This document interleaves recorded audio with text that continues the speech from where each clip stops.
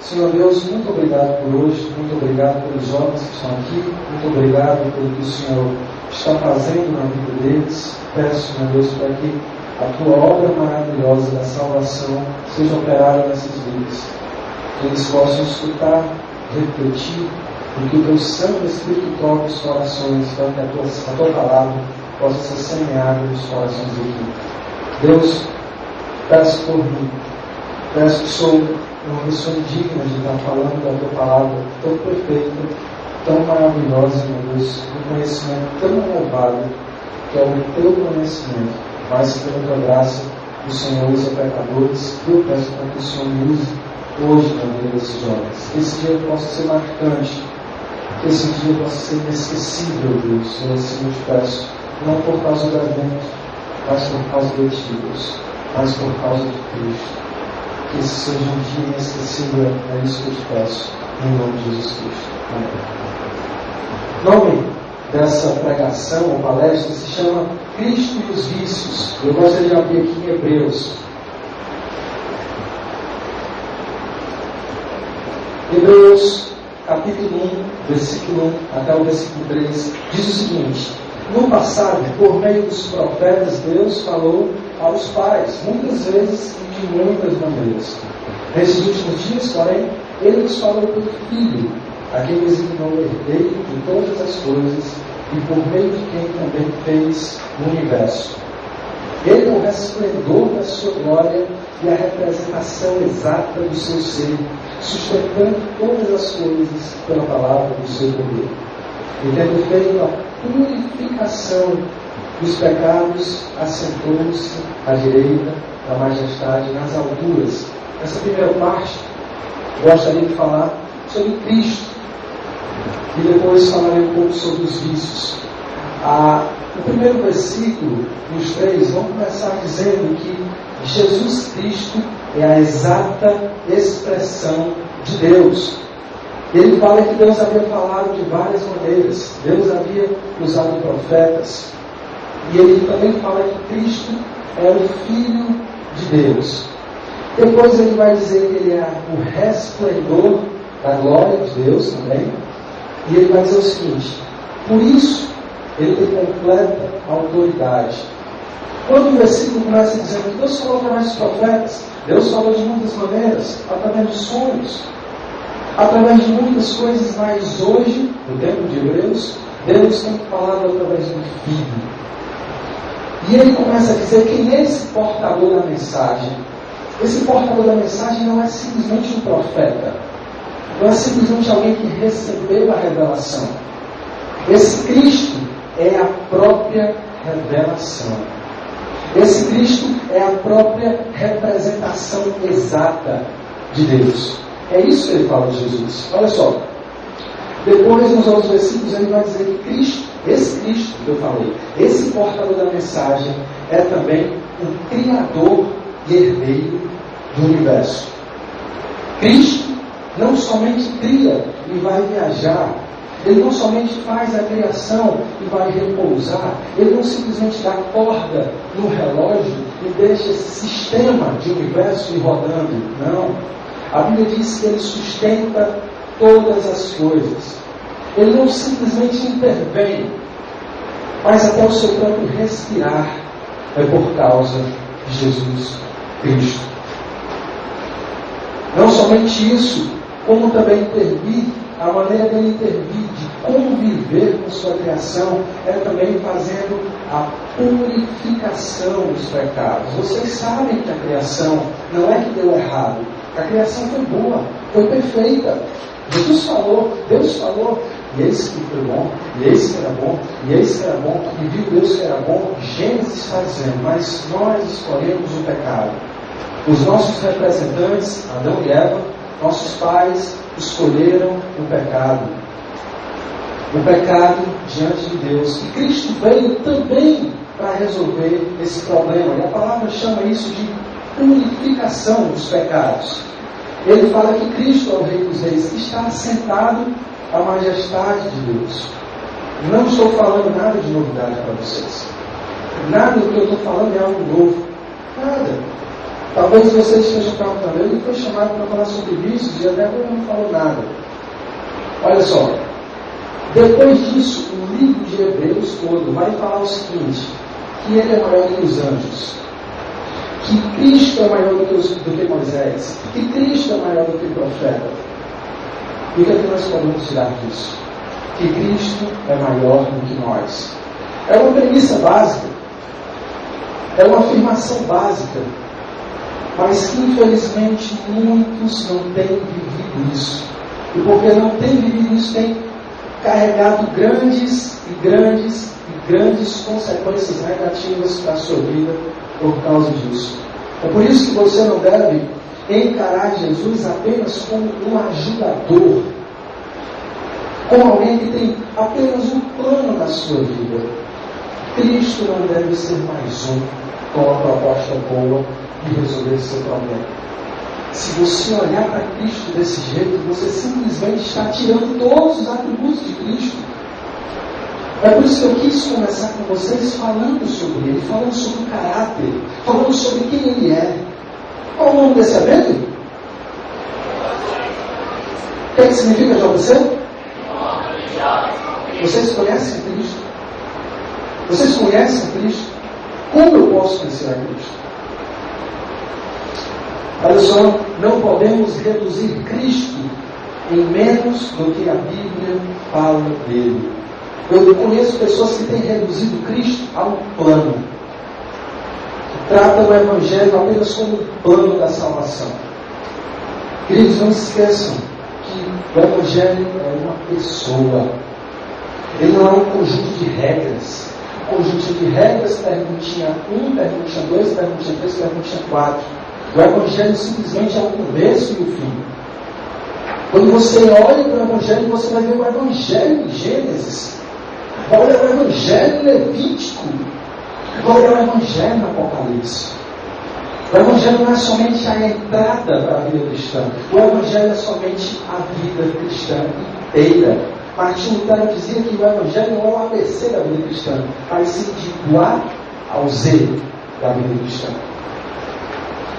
Deus tem falado, Deus falou pelos profetas, homens de Deus. Hoje nós podemos conhecer Cristo de uma maneira mais clara do que nos tempos antigos. Sabe por quê, queridos? Porque hoje nós temos a Bíblia completa. Primeiro, vem a pergunta que eu já fiz. Você conhece a Cristo? Segunda, qual o Cristo que você conhece? Qual o Cristo com C minúsculo que você conhece? Será que esse Cristo com C minúsculo é um Cristo com C maiúsculo, esse que vem da Bíblia, ou esse C minúsculo que vem da sua própria imaginação, que vem da sua mente? Qual o Cristo que você tem visto? Qual o Cristo você acha que você conhece? Importante essas perguntas para você. Importante demais. Pense nisso. E Deus também vai dizer que Cristo é o nosso sumo sacerdote, a única maneira de nos achegarmos a Deus. Olha aqui em Hebreus, capítulo 4, versículo 14. Vou ler para vocês.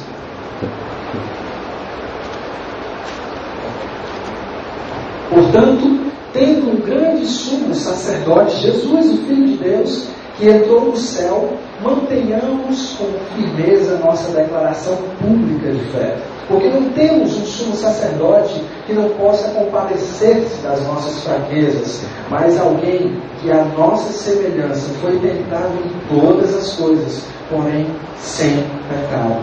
Portanto, aproximemo-nos com confiança diante do trono da graça, para que recebamos misericórdia e encontremos graça, a fim de sermos socorridos no momento oportuno. Palavra de Deus. Cristo, o nosso companheiro, ele se identifica com pecadores. Cristo se identifica com os pecadores. Está lá escrito em Hebreus 2, versículo 14 e 15.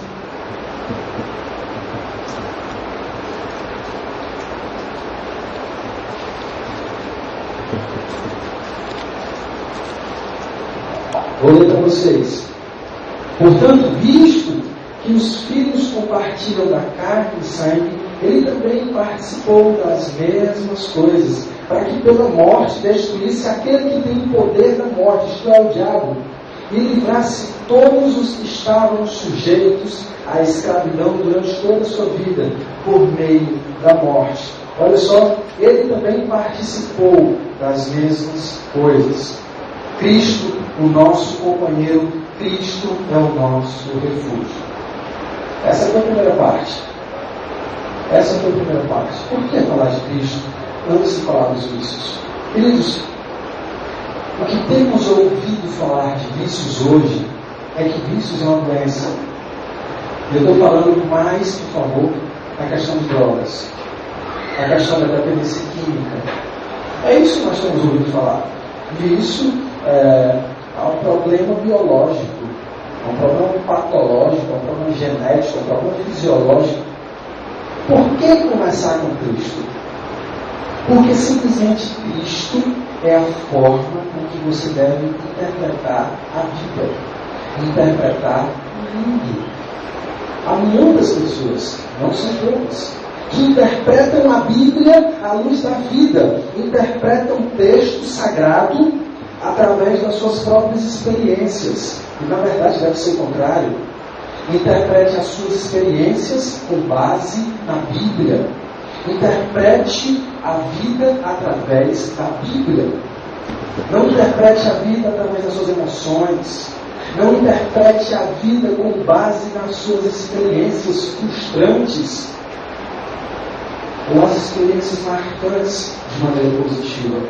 Começar com Cristo é simplesmente fundamental para você entender quem você é.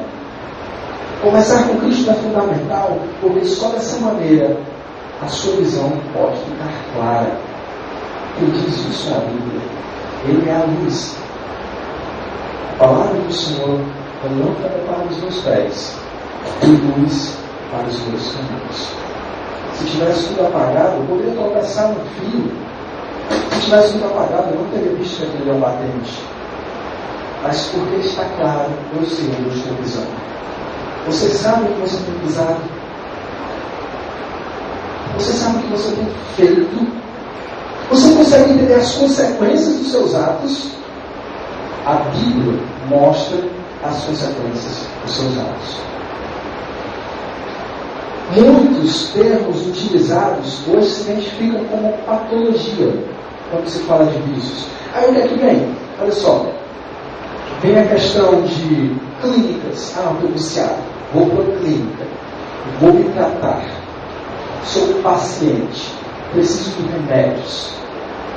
O mundo inteiro quer tratar isso como doença para que você fuja da interpretação bíblica sobre isso. É algo complexo? Sim. É algo fácil de lidar?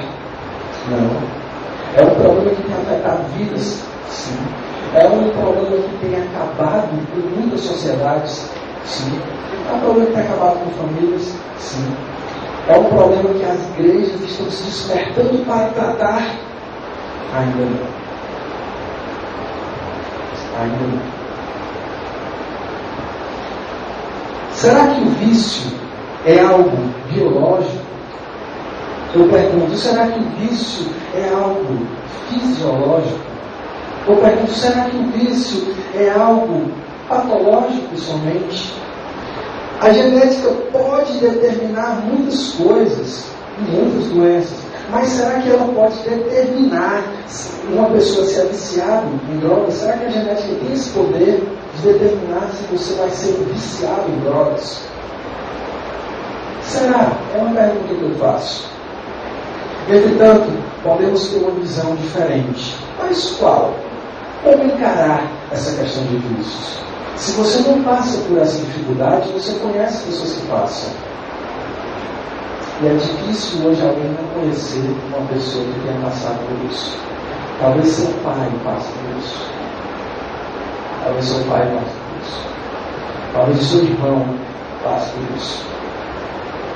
Talvez a sua irmã esteja passando por isso. Como ver? Como ver? Olha só, Edward Welch é um crente, professor de teologia prática e PhD em neuropsicologia. Um homem que tem sido usado por Deus e escreveu esse livro aqui chamado Vícios, um banquete no túmulo. É um livro que eu indico, se você quiser comprar. Vícios, um banquete no túmulo. E ele vai dizer o seguinte: a maioria dos pesquisadores está pronta para afirmar que estudos biológicos orientados sugerem que a genética pode influenciar as pessoas. E a isso as escrituras não se opõem. As pessoas podem ser fisiologicamente predispostas a encontrar em determinadas drogas, comidas, atividades ou experiências físicas específicas, mas há uma diferença fundamental entre ser influenciado pela genética e ser determinado por ela. Tendências fisiológicas possíveis não significam que o domínio próprio seja impossível ou que a responsabilidade pessoal seja menor. Elas simplesmente significam que algumas pessoas precisam ser mais vigilantes em situações em que o pecado pode ser mais facilmente incitado. Eu acabei de falar. A genética influencia. A biologia influencia, mas ela não determina. O que a genética pode estar dizendo, o que ela pode estar mostrando, é apenas que você tem uma dificuldade maior nessa área do que outras. Mas isso não desqualifica, não tira a sua responsabilidade perante isso. Exemplo, você tem dificuldade com fofoca, o irmão tem dificuldade com pornografia, você tem dificuldade com cigarro, o cigarro te domina. Você não tem domínio próprio. Você diz que não quer mais fumar, mas você começa a suar, você começa a sentir o cheiro da fumaça e você fica... Aquilo te domina. Aí outra pessoa tem dificuldade com mentira. E aí? Todos nós temos lutas diferentes.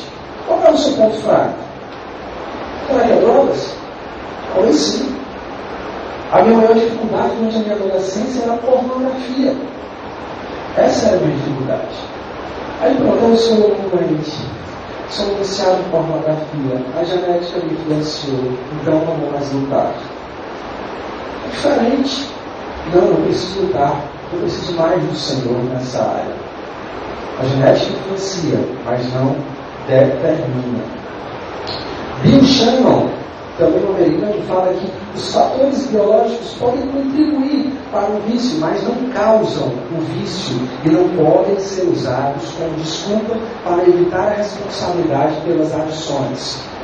A lei de Deus é quebrada por atos de vontade, não reações químicas do corpo.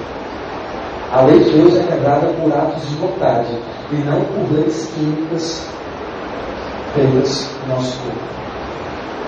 Vícios. Como acontece? Edward Walker também fala o seguinte: vícios é a escravidão a uma substância, atividade ou estado mental que controla e torna-se o centro da sua vida, que se opõe à verdade de tal maneira que até mesmo as más consequências não trazem arrependimento, conduzindo a um distanciamento cada vez maior de Deus. Quem conhece o viciado talvez tenha conhecido a história de que fui descoberto. Prometo que eu vou fazer isso. Preciso de ajuda. Na verdade, não há um arrependimento, apenas um sentir-se mal com relação às consequências. E o problema não é tratado na raiz. Apenas as consequências é que são tratadas.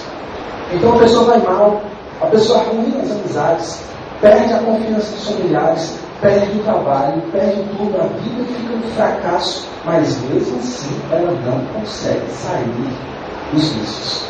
É algo terrível. É algo massacrante. Vocês sabem o que eu estou dizendo. Vocês sabem o que eu estou dizendo. O Senhor sabe o que eu estou dizendo. As bases do vício é formada basicamente por experiências energizantes e senso de satisfação. O vício surge, a priori, com uma proposta encantadora de prazer rápido, satisfação garantida e liberdade. Liberdade para dentro da cabeça. Essa música, né? Tal liberdade se torna tão atraente, tão dominadora que a pessoa passa a não medir consequências para obtê-las. O prazer fica mais importante e mais gritante do que tudo mais o que está sob o domínio de Deus. Não parece ser nada agradável. Estar sob o domínio de Deus não é nada agradável para quem quer liberdade acima de qualquer coisa. Então se procura naturalmente a liberdade diferente. E qual é a liberdade diferente? A liberdade de Deus. Você começa a encarar Deus como alguém que está simplesmente roubando a sua alegria, o seu prazer, a sua felicidade. Você olha para os crentes e diz assim, quem sabe um dia, hoje não. Hoje eu quero aproveitar a minha vida. E quantos já escutaram isso? Quantos já falaram isso? Não, crente. Eu quero mostrar para vocês. Você se arrepende de ser crente? Você é feliz por ser crente? Você é feliz por ser crente? Quem é triste por ser crente? Nós temos amigos, alegria, festa. Tem festa? Crente faz festa? Muita. Come pizza, comi 2 pizzas sozinho na casa dela ontem. É por isso que a minha barriga está espocada. Nós temos amizade. Eu posso vir de Fortaleza e dormir na casa de quem eu nunca vi na vida. Simplesmente porque o elo do amor de Jesus nos une. Amém? Prazer, alegria, liberdade. Não somente para dentro da cabeça, mas para toda a minha vida. Mas o cara quer tanta liberdade, a liberdade do jeito dele, que até a liberdade de Deus o cara quer. Ou a moça quer, se for o seu caso. Olha só. Isso não é diferente do que a serpente falou para Adão e Eva. Vocês não podem comer nenhum fruto, né? Vocês sabem disso? Não. Nós podemos comer sim. Nós só não podemos comer daquela árvore ali, árvore do conhecimento do mal.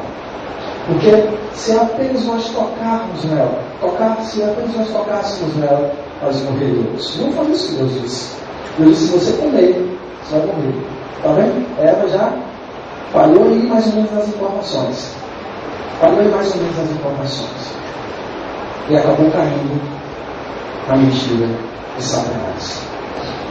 Vícios, para onde ele nos leva? A primeira e mais importante das consequências do vício é que ele nos afasta de Deus. Primeira coisa, uma má teologia. O vício te dá uma má teologia. Você pode achar que Deus é apenas uma força que é movida ou alimentada para realizar seus desejos quando você pensa em coisas positivas. Você deixa de considerar os atributos de Deus. Se encontra aqui, Você esquece que Ele é todo-poderoso e tenta restringir seu infinito poder e santidade apenas a áreas específicas da sua vida. Em sua mente, você está no controle. Deus apenas se serve. Deus trata o meu vício aqui, Não minha vida, aqui. Aí eu tenho dificuldade. Deus trata o meu casamento. Você não consegue entender que Deus é todo-poderoso, Deus trata a minha vida. Deus me dá uma nova vida. Eu quero uma nova vida, Senhor, por favor. Restringir o poder de Deus. Segunda coisa, má compreensão de si mesmo. Você se enxerga como doente, como alguém que foi vítima. Não se enxerga como culpado, como um idólatra. Mesmo com a vida destruída, você ainda acha que o poder da sua força de vontade é suficiente para te tirar dessa. Você esquece quem realmente tem o poder. Terceiro, má compreensão do problema. Você acha que a sua responsabilidade é de apenas sair dessa situação. Não se vê como grande responsável por ter entrado no caminho das drogas. Você não se vê assim. Quarto, você subestima o que pensa. Você subestima que pensa que pode quebrar o vício. Contudo, o vício quebrou você faz tempo. A vida de um viciado é uma excelente ilustração de como é ser escravo do pecado.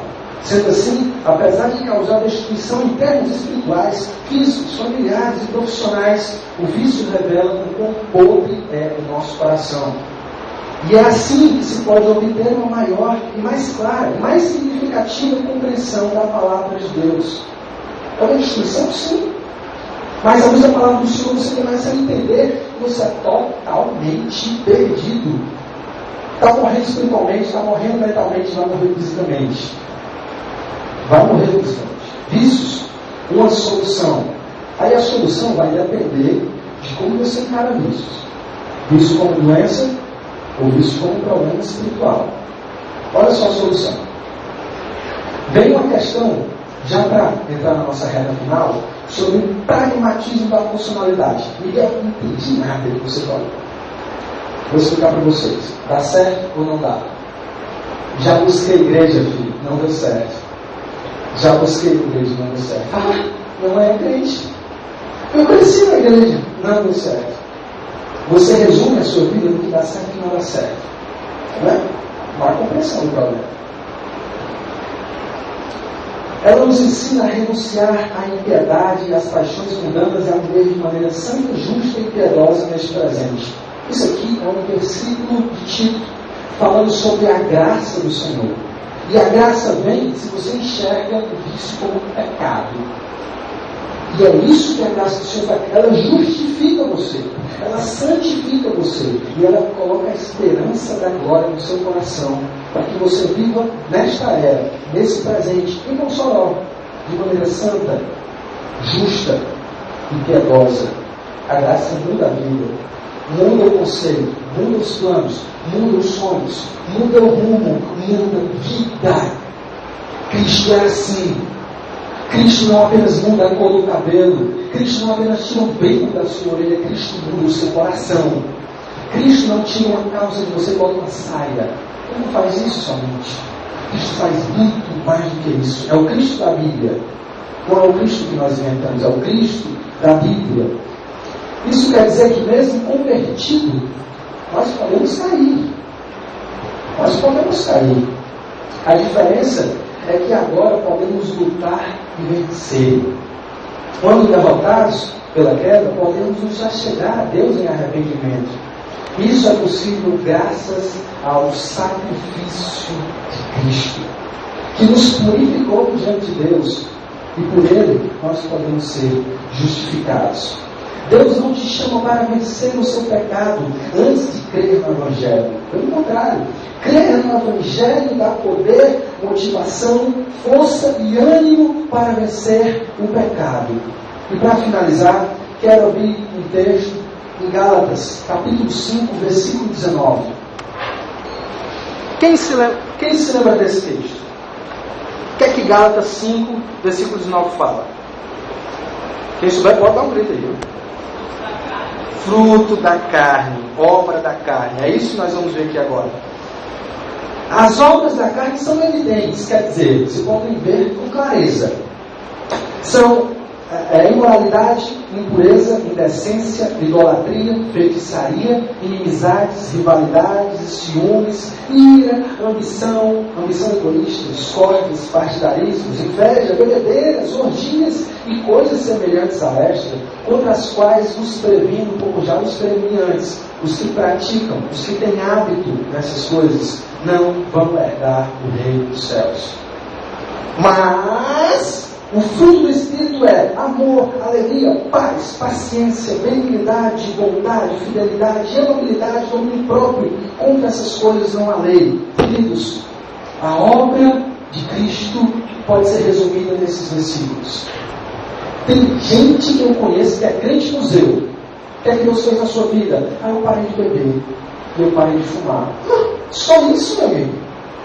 Cristo morreu na cruz para operar só isso na sua vida. Abandonam a parte negativa. Aí eu parei de fazer isso. O que é que você tem feito? A obra de Cristo é mudança de rumo, é a conversão. Antes você estava na prostituição, no adultério. Antes você era uma pessoa altamente egoísta, impio. Era o centro do universo. São os seus concursos, o seu plano, a vontade de Deus para a sua vida, o seu namorado, o seu emprego, a sua promoção, a sua faculdade. Só você importa nesse mundo. E agora, meu irmão, Deus vem destruir isso através da cruz de Cristo para te transformar conforme o caráter dele. A obra de Cristo é essa, é uma obra completa. Não é somente que tira do vício, mas que te coloca no caminho correto. Quero finalizar dizendo para vocês que ser curado do vício não precisa necessariamente ir para Cristo. Amém? Não precisa. Faça suas terapias, se interne numa clínica, faça o que você quiser. É difícil sair sem Cristo. Mas eu quero mostrar para vocês que o vício é um problema do espírito, é um problema do coração.